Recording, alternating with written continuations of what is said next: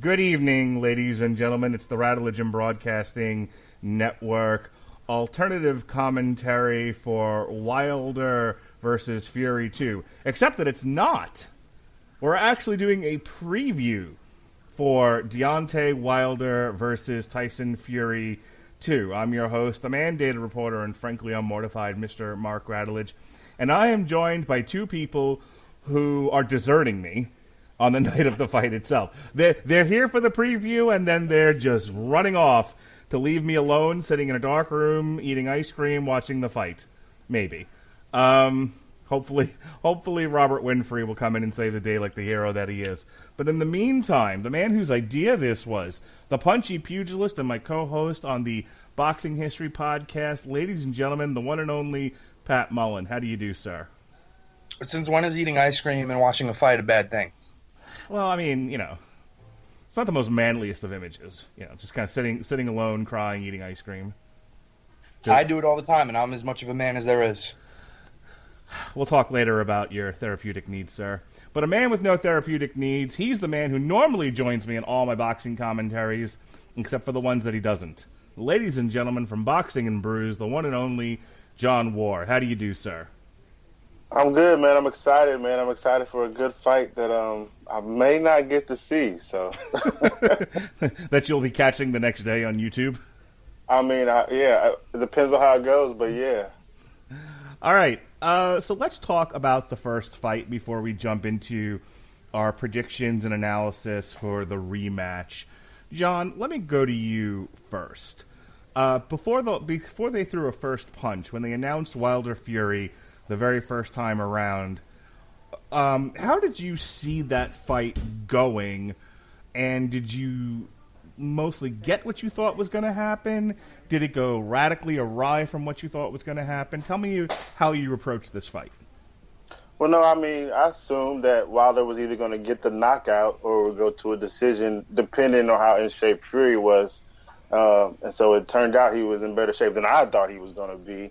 But I thought it was impressive either way, even with the three knockdowns. But I assumed that, Wilder was going to catch him one good time and finish it, before the final bell. Pat, I went back and listened to our commentary at that time. We were not kind to the fight. And I know you are not the world's biggest fan of Deontay Wilder. His perceived lack of boxing skills inspired an entire podcast series on the history of heavyweight boxing. Such was your distaste for his style and technique. But how did you see the fight going heading into Wilder Fury, the original?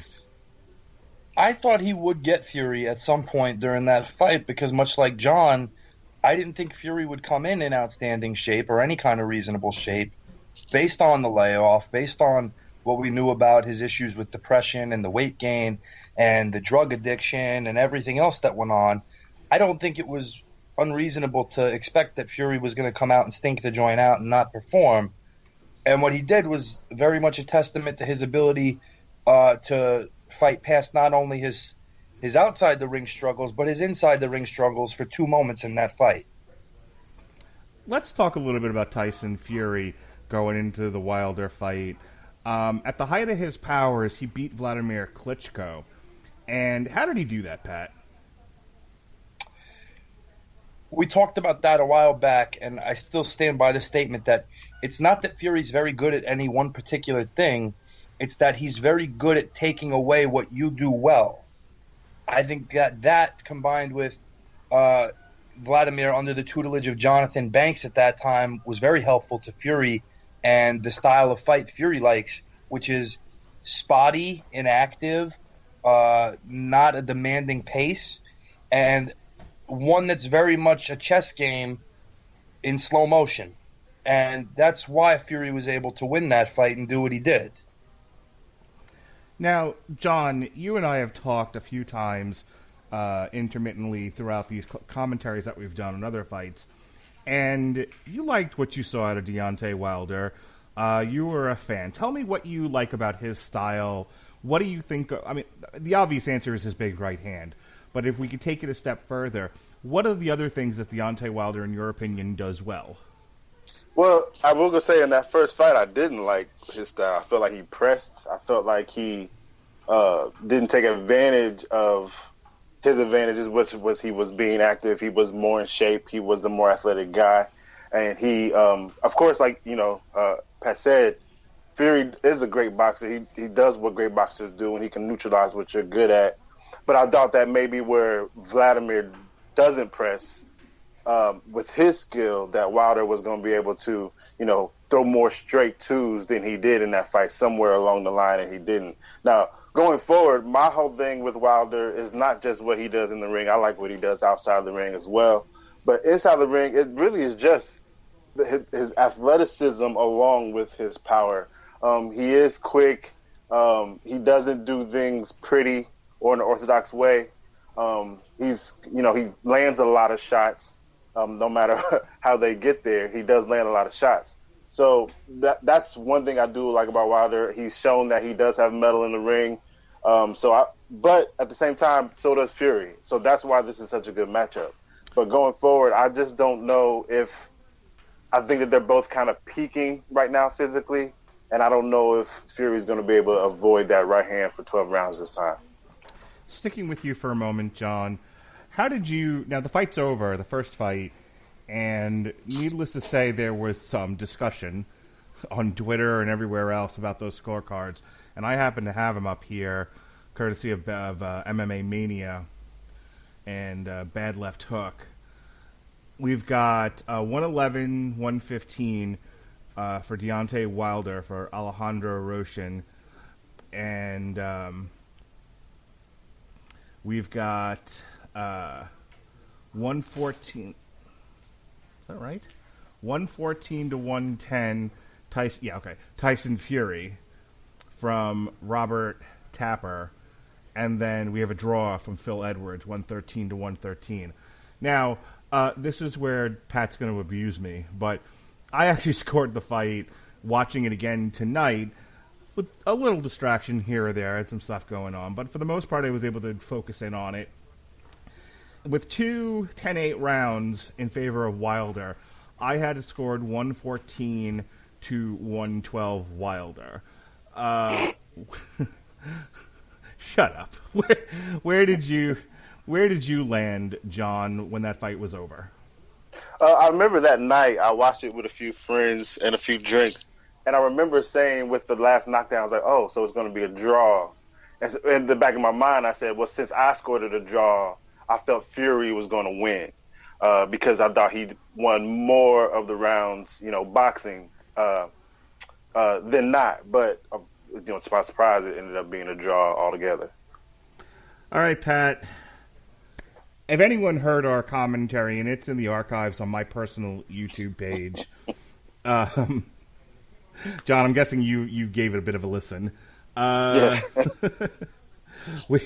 Unkind is one way to describe our opinion of that fight. But go ahead, Pat.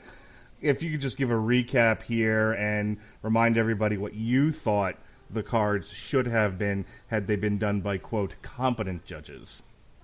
Yeah, that night, if I'm not mistaken, I believe I had in a round total 8 rounds for Tyson Fury and 4 for Wilder in an event where I was looking for any reason to give rounds to Deontay Wilder. Tonight, having rewatched the fight again, I actually had a wider margin for Tyson Fury. I had it 9 rounds to 3. So you take away a point for the knockdown in the 9th round, but I didn't give I didn't give Wilder a 10-8 12th round. Because quite frankly, after the knockdown, Fury rose and beat up Wilder for the rest of that round. So I only gave Wilder a 10-9 round in that sense. So you've got a 9-3 round margin on my card, which would make it 117-111. Deduct an extra point for round 9, it becomes 116-111. So I actually have it wider now than I did then when I gave Wilder 2 10-8 rounds and an extra round when I had it 114-112 for Tyson. Still a pretty clear margin with the 2 knockdowns happening. Without using the words blind, incompetent, fix, or dive, why do you think, and I'm really asking for some insight here, Pat, why do you think the judges scored the fights the way they did? Because you have, I mean, the dichotomy between what they came up with, which was very close, and in one case a draw, versus your wide margin for Tyson. What do you think they saw that you didn't, and then vice versa? I think they thought Wilder landed punches that he didn't. He landed punches at times on the elbow, on the shoulder, which are not clean scoring blows. I think they might have given him credit for those. I think, again, that might have been my problem, to be honest. Fury is perceived as a guy who maybe doesn't hit as hard as Wilder. So maybe they thought Wilder was doing more damage in the fight. Again, you have judges who gave him 10-8 rounds in both the 9th and the 12th rounds. I only gave him that for the 9th round upon this viewing. I think Wilder, like his name implies, a lot of his punches are coming from right field, so they're able to see a lot more of that, whereas on the inside, Tyson tagged him a lot when they would get in close quarters and maybe didn't receive credit for that because they are so big and it can be so difficult to see that. But also, too, the 3 judges who scored this fight, I haven't heard of before or since. Okay. John, what do you think Deontay Wilder learned from that fight that he can employ going forward in this fight with Tyson Fury? Well, I think, just looking at his few fights since the Fury fight, is hopefully that they're in the gym working on, being patient, which, according to the last Ortiz fight, you could say that he's learning that. But you want to see him, be more direct in his approach and not so anxious in his approach. Do what he does and try to do it as best he can without trying to knock him out with every single blow. In that first fight, he did try to do a lot of body work. I hope he continues to do that. At the same time, I hope he doesn't do what he did in the last Ortiz fight, which is just literally wait until that punch is available. Nothing. Hopefully he does a little bit. Yeah, hopefully he does a little bit more setting up. Which, before that he was showing that. So hopefully he just shows advancement in his ability to set up that shot. I'm going to ask you a strange question. It's going to be strange because of the way I'm phrasing it, but I'm kind of doing that purposefully. Do you think Deontay Wilder will actually box this time around? Are you asking me? Yeah, I'm asking you. I mean, because here's my thing. I think he's going to do his version of boxing. That's my question. See, because here's the thing, and this is why I'm prefacing it this way. I'd like to see Deontay Wilder. The way his style is to set up that big right hand. He looks for an opening. I mean, he spent most of the Ortiz fight looking for that opening. Watching the first Tyson Fury fight, he threw 1-1-2, 1-1-2, if that, and then he would occasionally come alive and throw these giant hooks and just swinging wildly out of frustration. I think and it's one of the reasons why I asked, what do you think he learned? Because I think he came away from that fight with a lot of self-doubt, with a lot of anger and frustration, and realizing he's maybe not as good as he's been led to believe. And so I'm hoping, and this is what I want to get your opinion on, I'm hoping what he went back to the gym with was, I have to tighten up my technique. I have to jab. I do not rush into the body or rush into power punches, but jab, throw some more combinations, throw some longer combinations, maybe 2-2-1, something along those lines. Just stay a little bit more engaged. Honestly, I almost think that he has to go into this the way Anthony Joshua went into his rematch with Andy Ruiz. What do you think about that?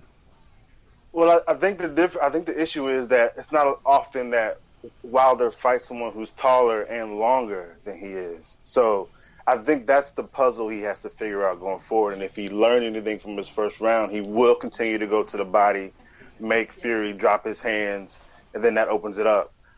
Throwing more combinations, I would love to. We always talk about, Mark, I love to see guys throw more uppercuts when they're in close quarters. Fury likes to roll. Fury likes to turn. He would be there for that. It's just I don't know what Wilder's plan is going to the fight. I do know his plan is to throw that right hand. Other than that, I just don't know. I hope that we see in the first couple of rounds that he is more patient and more straight down, keeping those elbows in, doing those 1-2s to set up anything else.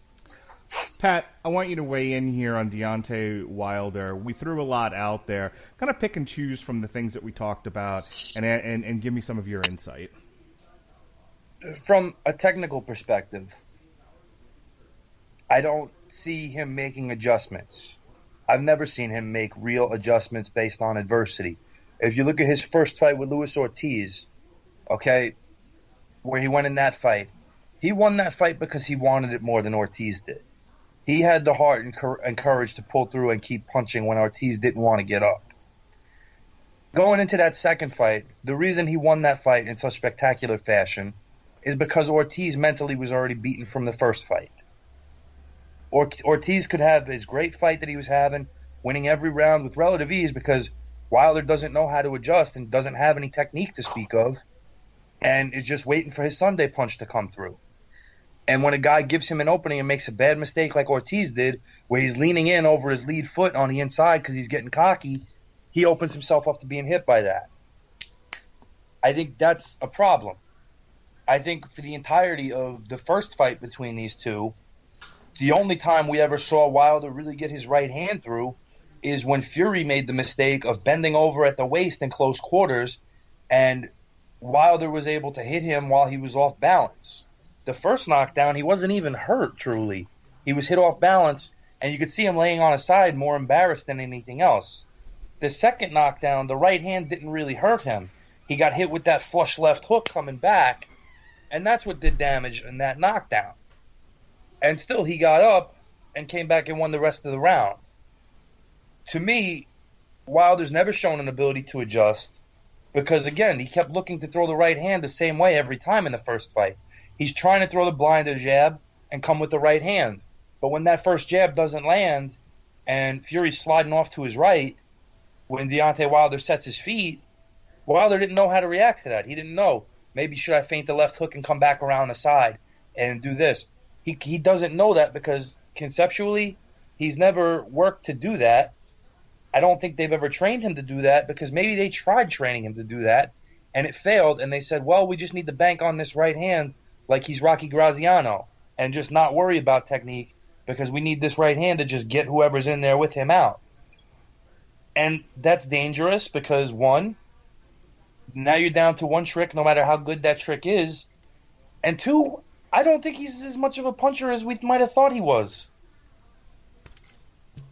What do you mean? you can't go. Yeah, I was gonna say you got to follow that up. There, you just kind of threw a bomb. So I'll put it this way, okay? Maybe you saw it, maybe you didn't. Earlier in Fury's career, one of his first named fights was against a guy named Steve Cunningham, former cruiserweight champion. Steve Cunningham is a guy who is not known for hitting particularly hard. In that fight, he hurt Fury and put Fury down. And Fury looked in much more trouble in that fight than he ever did, even when being knocked down by Deontay Wilder. Which, again, the knockdowns as a result of Wilder came from Fury largely being off balance. He's a tall guy with short legs. So when he extends that upper body one way, it's very easy to knock him off balance, which is what happened. I never saw him hurt particularly when he was hit by Wilder, other than when he was hit flush by that left hook when he was completely prone for it. And even then, that's questionable. I think he took a deep breath, got up, and he was okay and won the rest of the round. So I don't know really that Wilder is this massive puncher. John, last word here on Wilder, anything that Pat said, and then we'll talk a little bit more about Tyson Fury. No, I mean, it's fine. We're all allowed to think what we want. We're talking about different ways of getting to the same place, and I hope Fury doesn't make those mistakes the second time at all. I hope he doesn't make any mistake because if one thing Wilder has shown, he's shown that he has the ability to take advantage of those mistakes at the least.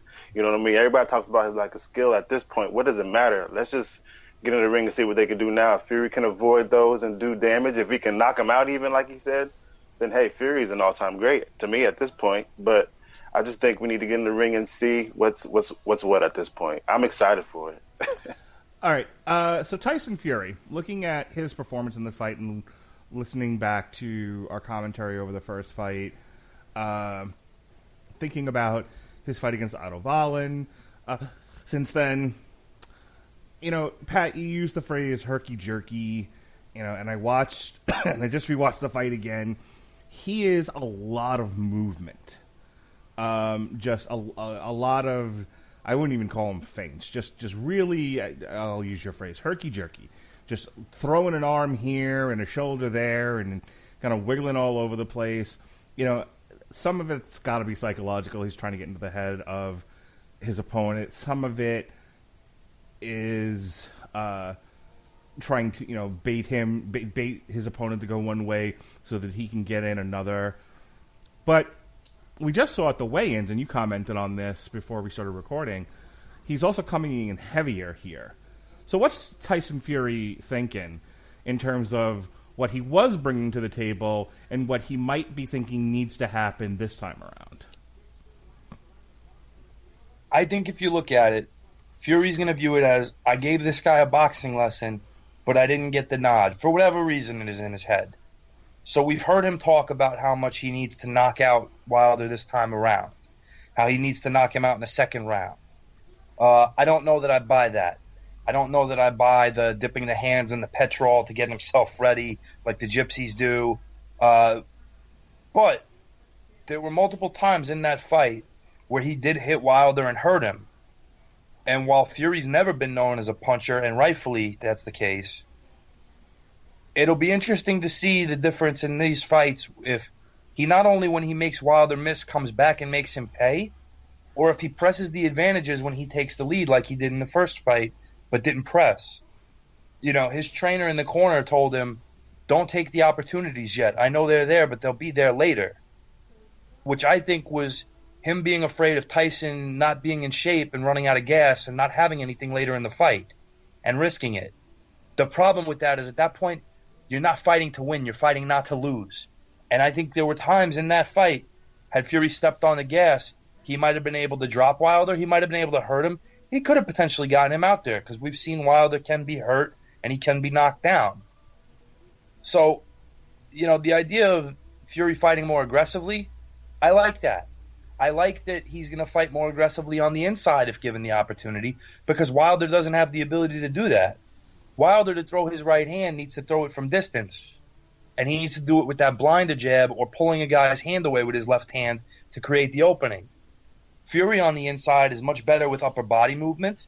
And even at distance in the first fight, one of the things he did that I'll give credit for in a positive way was he was able to hand fight a lot with Wilder and make Wilder second guess where he could throw punches from, because he controlled the lead hand battle.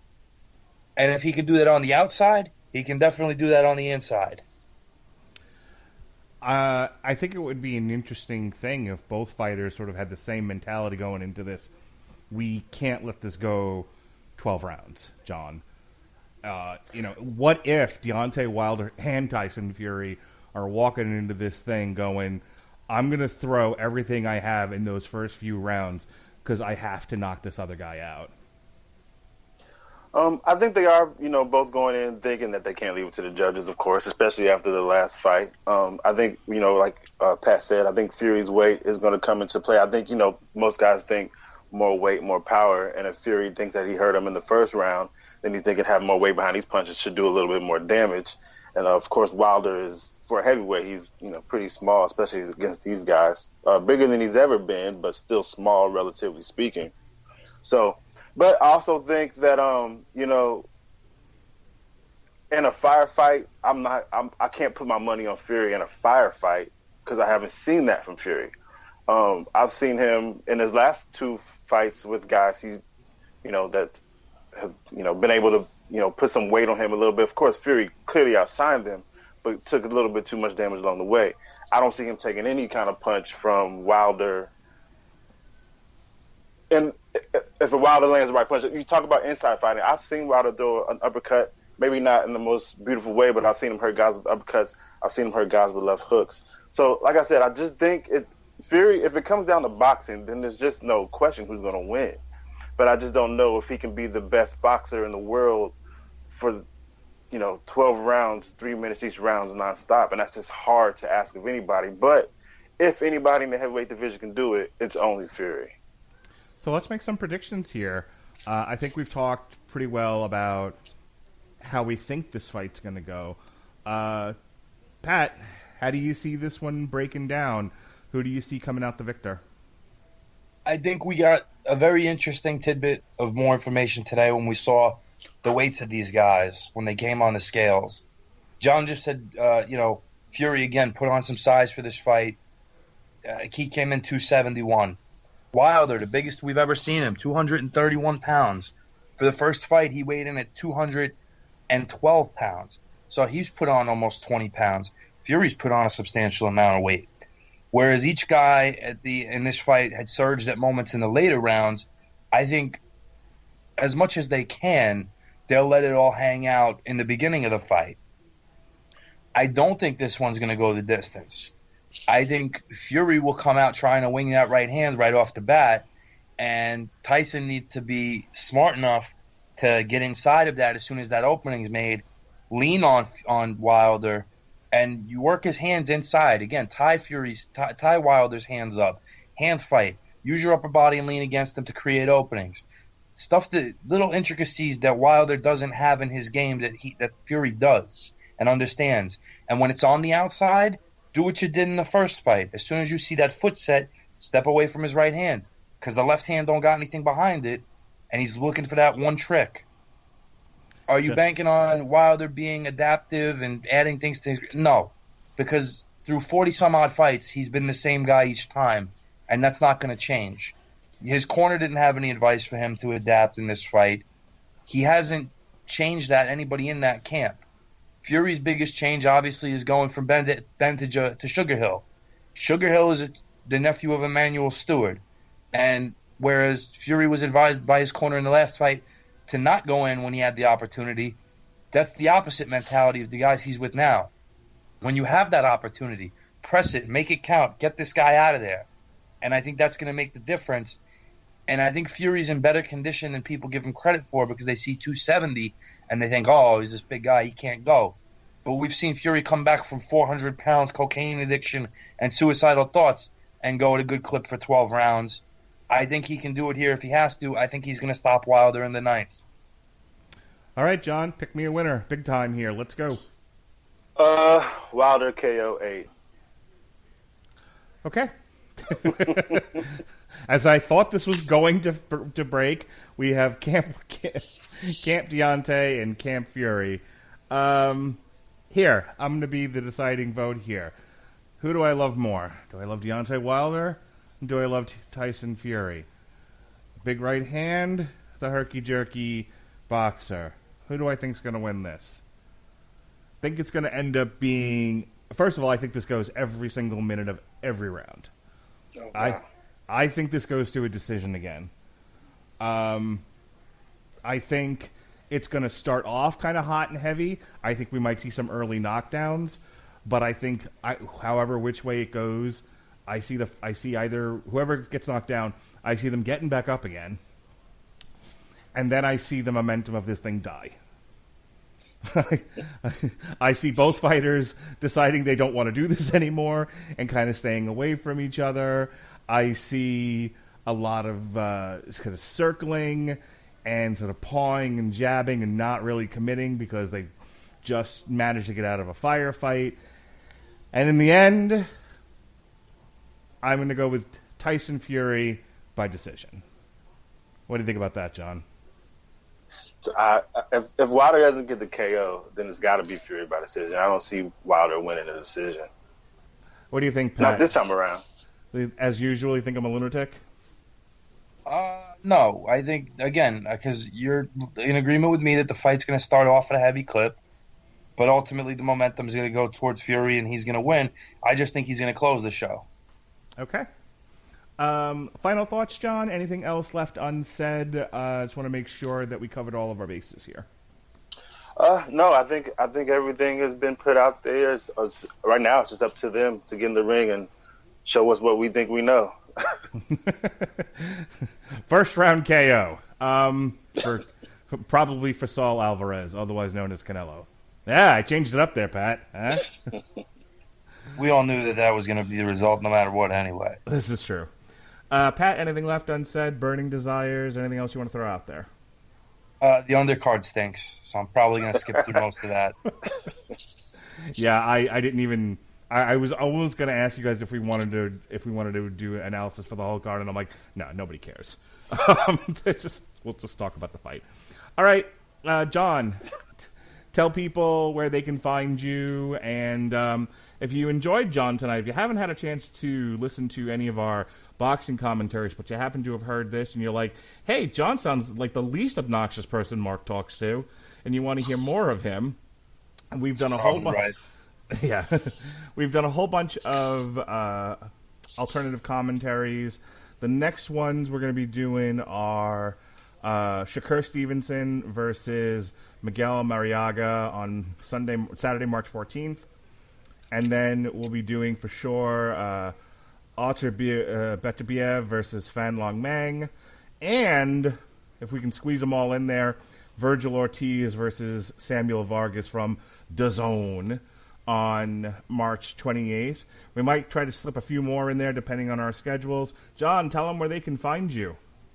Hey, guys, you can find all the analysis and writing, videos, and interviews on hoopsandbrews.com/boxing. You can find me on Twitter at Boxing and Brews, and my personal page is at Insecurity Guy. I want you to thank you very much for coming on with us tonight, John. It was fun to have you as part of the panel, and maybe the next big time fight we'll get to do this again. For sure. Pat, what podcast have you been doing these days? Funnily enough, I've been doing a podcast with you of all people, Mark, where we chronicle the history of the heavyweight championship of the world, which you can find through Mark and all his various means of recording. We're on W2M, successfully being syndicated through there. We've gone through several chapters of the history of the heavyweight championship. Not to throw some hyperbole that's undeserved out there, but our next episode is probably going to be arguably the biggest because it's about some guy, a.k.a. Cassius Clay. Some draft dodger, from what I understand. That's right. We've done 5 chapters so far. We've covered Jack Johnson and the first lineal champions. We covered Rocky Marciano, Floyd Patterson, Sonny Liston, Joe Louis. Who am I missing? Dempsey. Jack Dempsey. And then next up, March 6th, unless Pat has to work, we'll be talking Cassius Clay. Cassius Clay, ladies and gentlemen. You can also check out our shows on Sonic the Hedgehog. We've done a few. We did the comic. We did the movie. We reviewed, hey, if you like boxing and you like wrestling even more, me and the Podsman reviewed NXT TakeOver Portland. Jesse and I reviewed Hollywood Undead, New Empire Volume 1. Next week, we've got a whole bunch of stuff dedicated to Lock and Key. We've got the Demons and Wizards. And for all you kids out there, myself and Alexis Hanna will review Green Eggs and Ham, Season 1. So that's all going to be up on W2M Network, on any one of your podcast apps. Just type in W2M and you'll find us. And we're on the W2M YouTube page and W2M.net. So, for John Warr and for the Punchy Pugilist, Pat Mullin, this has been the Radulich Broadcasting Network preview of Wilder Fury 2. Be well, be safe, and behave.